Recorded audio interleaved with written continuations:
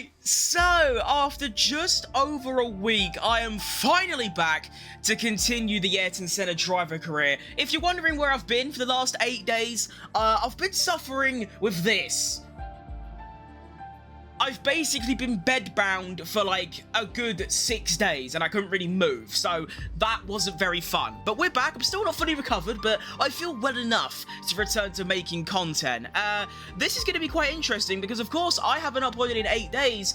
I haven't played the game in 8 days, so I have no idea how this is going to go. We are going to Singapore, which is a street track, meaning I should at least enjoy myself. I have no idea where we're going to be in terms of pace. In the R&D, we are currently, you know, approaching the midfield area, although to be fair, we are very close to RB, Red Bull, Ferrari and Mercedes, and Aston Martin is just that little bit further on. Of course, I do have the balancing out the field modifier on, so of course at the start of every race weekend it nerfs whichever team is at the top. It takes an upgrade off, meaning that by the end of the season or by the next season, basically the entire grid is equal and we should see some crazy championship fights. In the standings as well, we currently lead by 20 points over Leclerc, despite a P5 finish at Azerbaijan. Of course, Leclerc, who was leading the race, I believe, had that DNF in Baku. And then we've got a 24-point lead over Fernando Alonso after he got a podium in Baku. And in the Constructors, we trail Ferrari by 5 points and Aston Martin by 71. To be honest, I'm sort of sacking off catching Aston Martin. That, of course, isn't going to happen. I would like to fight Ferrari, but given Lando Norris's recent form, I don't think that's going to happen either. So, although it is quite a large gap, my target until the end of the season is actually maintain P3 in the Constructors. I wouldn't be surprised if Red Bull mounts a serious challenge in, the final 5 races. So let's get to Singapore, not waste any more time, and get stacking. Alright, so here we are in qualifying for what is, like I said earlier, my first time driving in just over a week. The current lap times is going to be a 24.4 by Alonso. Oh, that's very fast. He's going to be, I was going to say 2 tenths up on Russell. He is 2 tenths up on Russell, but Max Verstappen, out of nowhere, puts in a 24.3. So I'd be surprised if we get anywhere near this sort of upper 7 in today's quali. My target is a top 12, which I know is low, but realistically, given the fact I haven't played and where the car is, top 12 seems pretty reasonable.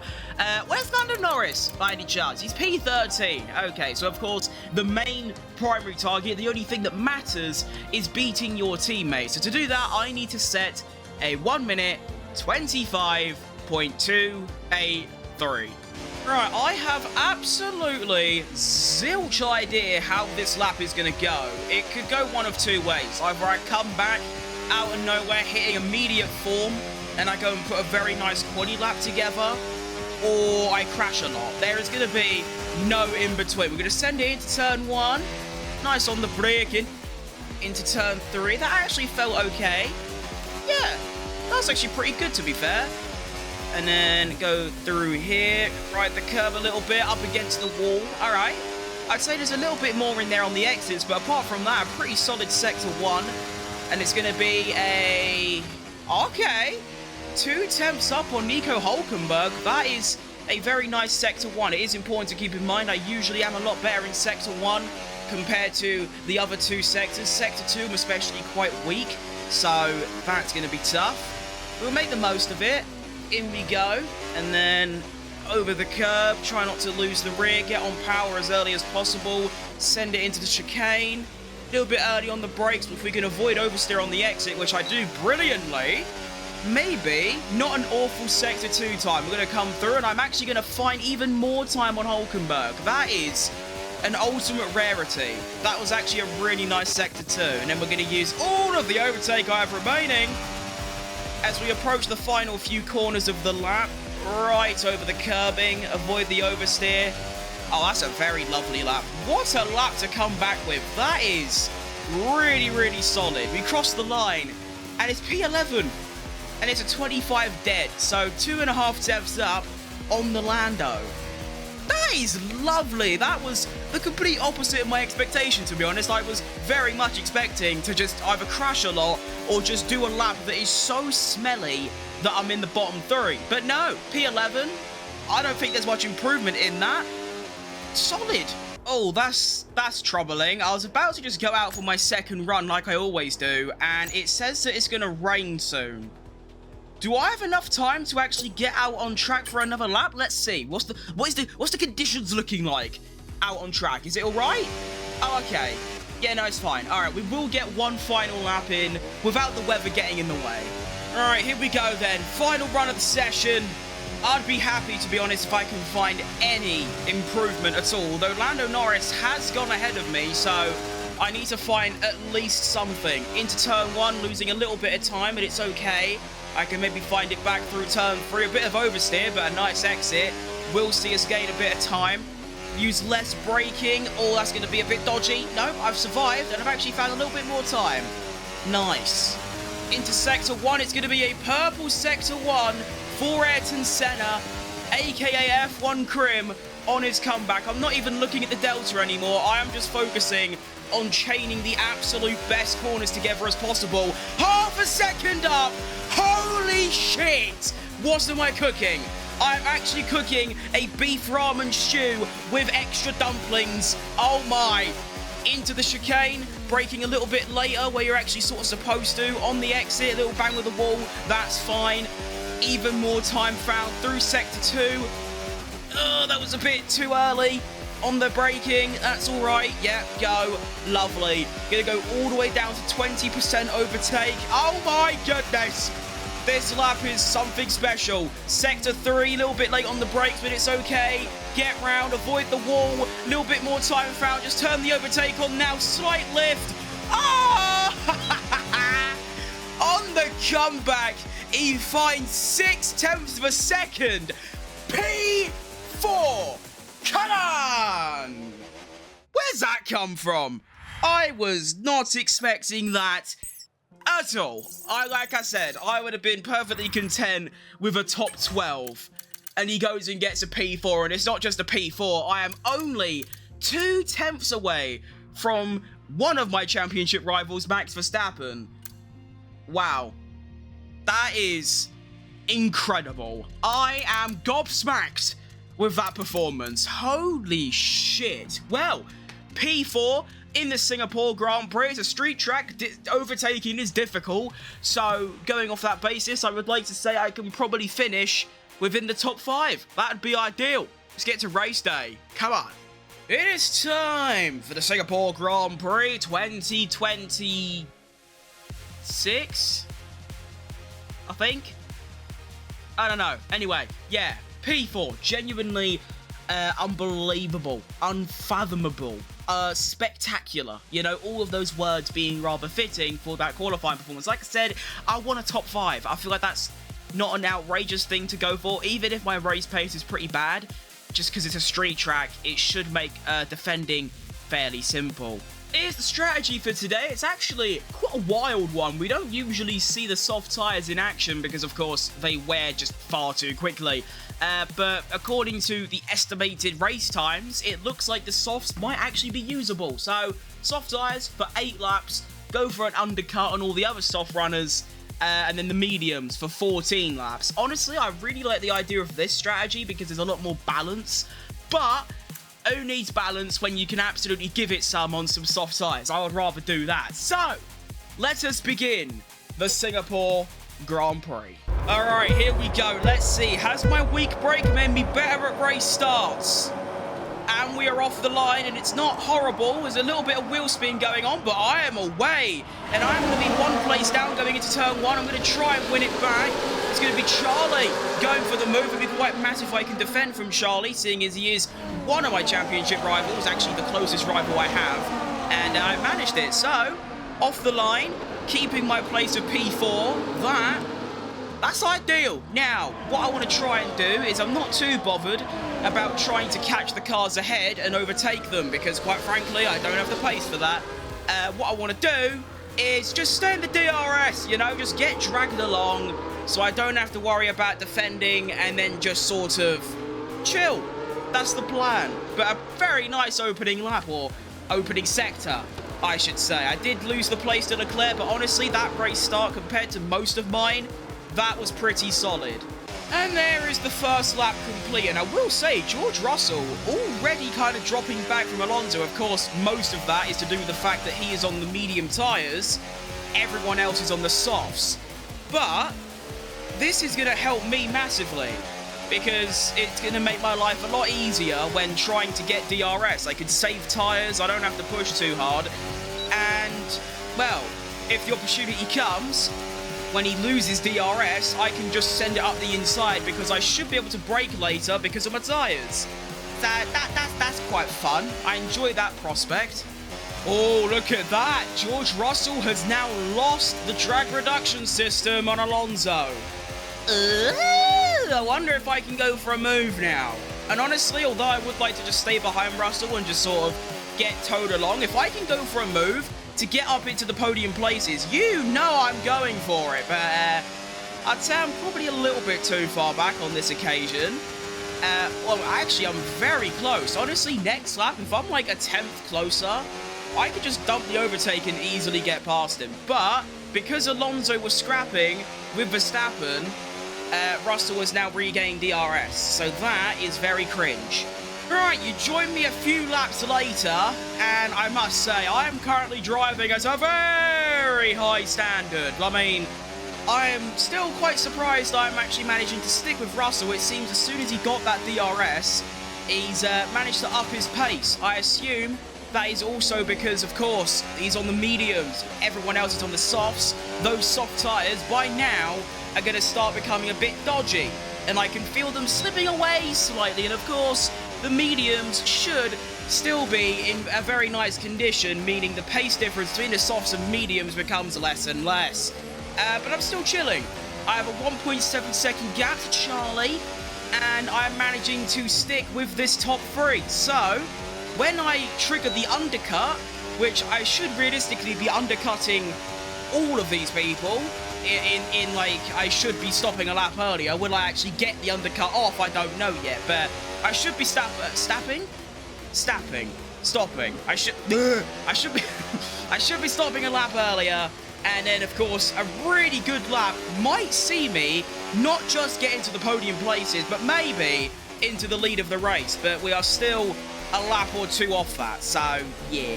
Right, it is officially my in-lap. Now, like I said earlier, realistically, Verstappen and Alonso should go in on lap 9, and then Russell lap 11 or 12.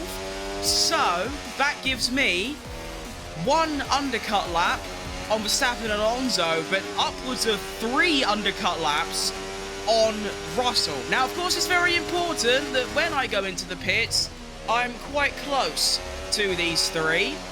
And then, of course, I need a decent stop time. If I get those 2 things, there is nothing really stopping me from undercutting them. Right, I am decently close, I'd say. I mean, yeah, this gap is actually pretty nice, to be honest.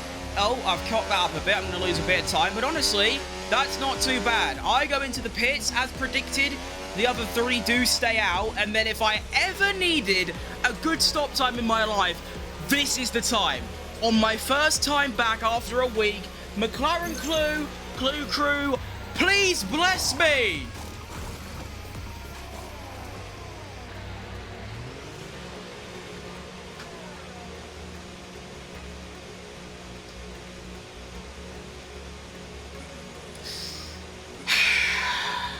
Right. Alright, so now the undercut is not looking very likely, is it? Absolute tossers. Right, I guess now it's of course about hooking 2 to 3 very nice laps together, almost quaddy laps, I guess you could say. This isn't fully over. I will say that these fresh mediums are considerably quicker than the softs I was on.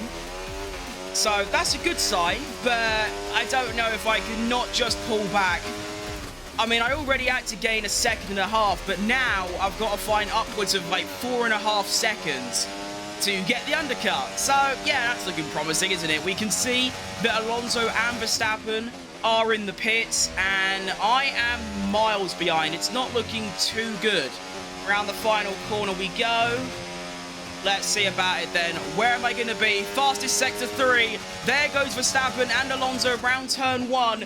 And hold up a minute. Oh, yes! Come on. I mean, it's not great because Verstappen is right up my arse. He's going to have DRS and will probably go past me here. However, it's just a remarkable recovery that after losing a second and a half in the pits, I actually managed to get the undercut off. And there you go. Verstappen doesn't get by. Now it's full defense mode. I'm going to save ERS throughout the lap and then just use it in the DRS zones. And hopefully I can undercut Russell and then stay ahead. Right now, I'm in a virtual P1. Come on. Let's go. George Russell stays out for another lap. I've got to be very cautious of Mr. Verstappen here. How do I want to play this? I'd rather the... Oh, okay, right. Well, I didn't need to defend in the end, but I was going to say I'd much rather the outside line going into turn 1. I do think that's a lot better. And, yeah, now it's just somehow keeping this prick behind me. No easy task considering it is Max Verstappen, of all people. Here he comes then with DRS. Can he even get close to me? Not really. In fact, Alonso was actually having a go on him. Okay, and I only had to use... Actually, but Alonso has gone for it. That's bloody brave from the boy. All right, fair enough. Alonso makes the move. I have a new challenger. I was going to say, I only had to use 20% overtake to keep Verstappen behind there. That is very, very encouraging. And, of course, because of Alonso going for the move, that has bought me about half a second of a gap. So, thanks for that, mate. George Russell is now in the pits, and I should be quite a distance ahead of him. Fastest sector 3 as well, but of course, I might be ahead of Russell now, but he is going to have fresh, hard tyres. They are going to be bloody lively. But honestly, he's 3.5 seconds back. I doubt he's going to mount much of a challenge. Now, did I? I was sort of hoping I'd get the DRS on Théo Pourchaire here. Should be able to defend from Alonso. He is coming. Oh, he's going to go for it. Oh, he's a brave little boy. But I have managed to defend. I will say defending should be relatively easy round here. 1, it's an AI, so it's easy anyway. But 2, I can just outbrake them by like 10 millimeters, and I usually keep the place. Right, Teo, I'm not being funny. Can you, like, move, please, boss? You are currently completely ruining my race. Like, come on, boss. Come on. Get out of the way. Get out the way. This geezer is actually completely ruining everything. He is allowing Russell right back into this race. Can you move? Get out of the way. Why are you still out? You should be in the pits by now. You French bastard. Look at Alonso. He's getting way too close for comfort. Can we just please move? Get out the way. Thank you. Do I get a bit of DRS? Okay, I do. I guess that redeems it a little bit. Right, that was dodgy. Right, Alonso has been way too quick for me.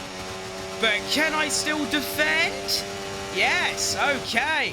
I was about to say, I'm definitely not winning this race anymore because Alonso is just way too quick. But I will say, the AI are so bad at overtaking that it isn't fully over yet. 5 laps remain in this race, and I am not having fun anymore. This geezer is unrelenting. He will not leave me alone. Every DRS zone, I have to concentrate so hard on defending. It is absurd. And of course, one little cock up, one little moment of oversteer, and I'm in the mud, and I have lost this race win. Here he comes again. Alonso going for the inside. Gonna have to try and outbrake him. Yep, nice one. That's basically what I've been doing for the past, like, 6 laps. It's a complete nightmare, but I am managing to hold on. And my tyres are in the mud slightly, especially on the right side, as you can see. And the rears are not having the best of times. But I'm holding on for a hero until the morning light. And, yeah. 3 laps left. It's got worse. It's gotten way worse. I can't do it anymore. The pressure is building up way too much to the point where I can't really handle it anymore. At some point, I will be skidding off into the wall, and there's nothing I can do about it. it's going to happen. Here comes Alonso again. He's going to get a lot closer this time. He's going to go to the inside. This is as close as he got. Yeah, brake.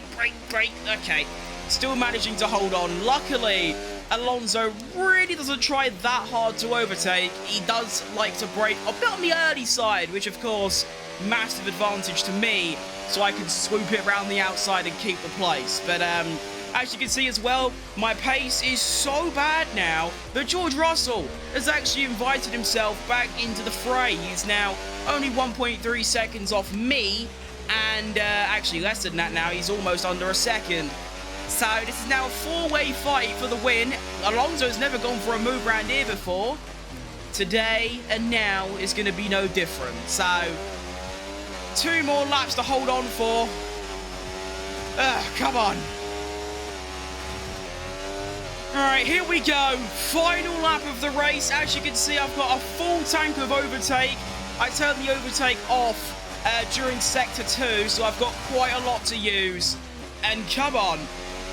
What a race this would be if I can come away with a win. I am absent for 8 or 9 days. I come back with an unbelievable qualifying performance out of nowhere. And now fighting for the win. Here comes Alonso. Final time, final opportunity for the boy. Sending it round the outside, but no, not quite enough for him. And yeah, like I said earlier, driving was a very high standard in this race. Only the one flashback has been used, a new personal best for me. And yeah, I've been cooking. Of course, right now the pace is abhorrently shocking. I am easily the slowest one sort of everywhere. Oh, that's not good. Had a massive oversteer moment. I just clotted the wall. Not ideal. We move. I'm monologuing and commentating like I've already won the race. It's still nowhere near over. DRS Sector 2 has been achieved. Dominate. I don't even know anymore. Just get this race over and done with. My brain is absolutely fried because I've concentrated so hard on keeping this Spanish tapas munching prick behind me, and I've done it. On my comeback, I have won the Singapore Grand Prix. How in all that is holy have I done that? I will say, mostly to the strategy, the undercut, even with the slow stop, the undercut worked a treat. I managed to get ahead of both Verstappen and Alonso and George Russell later on, and then it was mostly about just defensive driving, you know, managing to stay ahead. Of course, like I keep saying, it is AI, so it is relatively simple to keep ahead of them, but still, a fantastic race, and I would say probably the most important win I've ever got. So here's the final results of the race. Ayrton Senna, P4 to P1. I am absolutely sweating my tits off, but what a race. I was only, actually, I wasn't that far off fastest lap, to be fair. I was only like a 10th and a half. That's unlucky. Yeah, that is a ginormous race win. Like I said, arguably the most important of my career. Lando Norris only gained 1 place in the race, and he was 3 seconds off scoring points. So, great. Another one-horse race for me it is. And the Drivers' Championship looks like this. I lead by 31 points over Alonso, who has overtaken Leclerc, and of course I've gained points on the both of them. Lando Norris sits in P11, 32 points through, 11 races? Absolutely shocking. But oh well, I guess that's just how it goes. Lando just dropping an absolute stinker is no new thing. He does it every race weekend. And now, the Constructors. I forgot about that. I said at the start of the episode, didn't I want to just maintain P3. I've actually gone and retook P2 over Ferrari by 8 points. That is actually ginormous. And we trail Aston Martin by 71, so we lose, 1 point to them in the Constructors. Tough day in the Constructors to Aston Martin. I was hoping after winning maybe we can gain a little bit, but we actually lose points. But I don't even care about the Constructors anymore. We're not going to win that or get anywhere close with Lando Norris doing Lando Norris things. But yeah, I am absolutely exhausted after that one, but I enjoyed it nonetheless. That's going to be all from me. Thank you very much for watching the FUTcrim comeback after I've recovered from my terrible, life-threatening illness, and I'll be back soon. Thanks for watching, like and subscribe, all the good stuff, and I'll see you all next time.